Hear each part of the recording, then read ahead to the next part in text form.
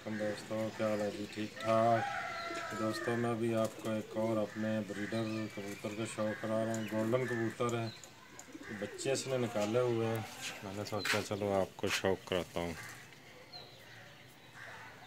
Golden کبوتر ہے جی، ماشاءاللہ اس کی آنکھ دیکھیں، کالا تل ہے، پھر اس کے ساتھ جو ہے ہلکا سا نیلا رنگ ہے، پھر سفید زمین ہے، پھر جو ہے لال جالی دار زمین ہے جس کی یہ کندہ دیکھیں جی، اس کا پورا اتحاس۔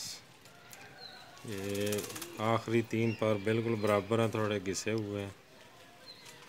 یہ دیکھیں کتنا خوبصورت اس کا پر ہے، بغل کے پر دیکھیں، ایسے دیکھیں۔ یہ دم میں بالکل بند دم کا کبوتر ہے، کوئی ہاتھ نہیں رکھا ہے۔ یہ پنجے ہیں اس کے، خشک پنجے ہیں جی، چھوڑ کے بھی دکھاتا ہوں میں۔ یہ گولڈن کبوتر ہے جی،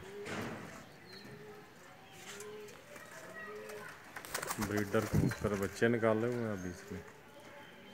یہ پہلے والے جو 2 کبوتروں کا شوق کرایا تھا۔